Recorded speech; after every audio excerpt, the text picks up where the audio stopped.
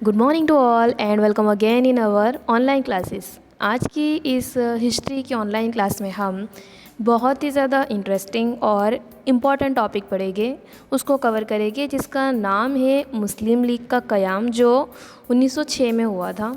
तो मुस्लिम लीग का क़याम क्यों हुआ था, किस लिए हुआ था, और उसके मुस्लिम लीग का जो क़याम हुआ उसके पीछे का मेन मकसद क्या था, इसको आज हम कवर करेंगे। तो शुरुआत करते हैं। मुस्लिम लीग के क़याम का तस्वुर शिमला इजलास में पेश किया गया। शिमला में एक इजलास हुआ था, एक मीटिंग हुई थी 1906 में। वहाँ पर मुस्लिम लीग के क़याम का तस्वुर हुआ था। उस वक्त के वाइसरॉय मिंटो और हिंदी वज़ीर मॉर्ले ने एक साथ मिलकर हिंदुस्तान के वतन परस्ती के जज्बे को कुचल डालने का एक मंसूबा बनाया। हम बात कर रहे हैं ब्रिटिश वाइसरॉय की, जिनका मेन मकसद तो यही था कि उन्हें भारत पर राज करना था। और जब उन्होंने देखा कि स्वदेशी आंदोलन, जिसके पहले हमने स्वदेशी तहरीक को देखा, जिसमें हिंदू और मुसलमान की एकता नज़र आई थी, तो इस एकता को, इस इत्तेहाद को कुचल देने का जो एक मंसूबा बनाया था, वही उसका एक पार्ट था मुस्लिम लीग। किस तरह से, इसको समझते हैं। वाइसरॉय मिंटो और लेडी मिंटो, कहा जाता है कि इन दोनों ने शिमला में एक इजलास किया, वहाँ पर मुस्लिम लीग का तस्वुर पेश किया गया था। मिंटो के सेक्रेटरी ने उस वक्त के अलीगढ़ कॉलेज के प्रिंसिपल आर्कबोल्ड को बताया कि अगर इस्लाहात के लिए उन्हें मुसलमानों से मिलना हो, तो उन्हें अलग राह का मुतालबा करना हो, तो वाइसरॉय मुसलमानों के वफद से बखुशी मिल सकते हैं। मिंटो के सेक्रेटरी ने उस वक्त के जो प्रिंसिपल आर्कबोल्ड थे, उन्हें ये बताया कि अगर आपको इस्लाहात करनी हो, सुधारा करना है और अपना खुद का वोटिंग हक़ चाहिए, तो मैं उनसे मिलने के लिए तैयार हूँ और उनकी हेल्प कर सकता हूँ। तो प्रिंसिपल आर्कबोल्ड ने अलीगढ़ कॉलेज के वज़ीर को इस मतलब का ख़त लिखा, जिसमें मुतालबे का मसूदा और ज़रूरी हिदायत दी गई थी। ख़त के मिलते ही आगा ख़ान की क़यादत में मुसलमानों के एक नुमाइंदा दुफद ने शिमला में वाइसरॉय से मुलाकात की और अपने मुतालबात पेश किए। मुतालबात यानी कि उन्हें कौन कौन सी चीज़ें मतलब उन्हें कौन सी सहूलतें चाहिए, कौन सी ज़रूरियात उन्हें है, उस चीज़ के बारे में उन्होंने पूरा मुतालबात अपने पेश किए। हालांकि उन्होंने फ़िरकावारियत का मुतालबा कबूल नहीं किया, ताहम उसी मियार पर अलग राय दहंगी के मुतालबात को हिदायत दी। मीन्स जो प्रिंसिपल आर्कबोल्ड आगा ख़ान के जो भी मुतालबात थे, उन्होंने वाइसरॉय के सामने ये पेश किया कि उन्हें वोटिंग की अलग से फैसिलिटीज़ चाहिए, लेकिन उन्होंने फ़िरकावारियत, मुसलमानों को और हिंदुओं को अलग करने का जो फ़िरकावारियत का जो एक तस्वुर था, उसे उन्होंने कबूल नहीं किया था। इसीलिए हम कह सकते हैं कि अलग नुमाइंदगी का जो मुतालबा था, वो मुसलमानों का नहीं, बल्कि अंग्रेज़ों की ही पॉलिसी का एक हिस्सा था। जैसे कि हमें पता ही है कि अंग्रेज़ जो थे, जो भारत में आए थे, वो प्लानिंग के साथ और बहुत ही स्मार्ट वर्क करते थे। तो इसी तरह से उनकी पॉलिसी भी यही थी कि वो हिंदुस्तान के मुसलमानों को एक अलग हक राय दहंगी देंगे, और इसी के मकसद के साथ वो फ़िरकावारियत को भी शामिल कर सकते हैं। तो उन्हीं की एक पॉलिसी थी।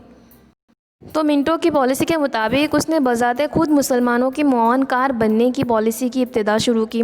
मुसलमानों के सामने जो मिंटो था, वो बहुत ही ज़्यादा, उन्हें यूँ लगता था कि मिंटो हमारे फेवर में है, लिहाजा उन्हें बहुत से मुसफ़िनीन मुस्लिम फ़िरकावारियत के बाबा कहते हैं।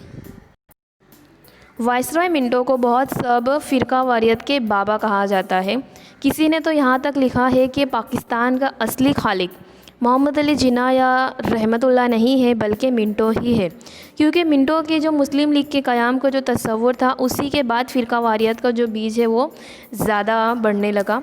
तो कहा जाता है कि पाकिस्तान का जो असल खालिक है मोहम्मद अली जिन्ना नहीं है, ना तो रहमतुल्लाह है, बल्कि वो मिंटो ही था।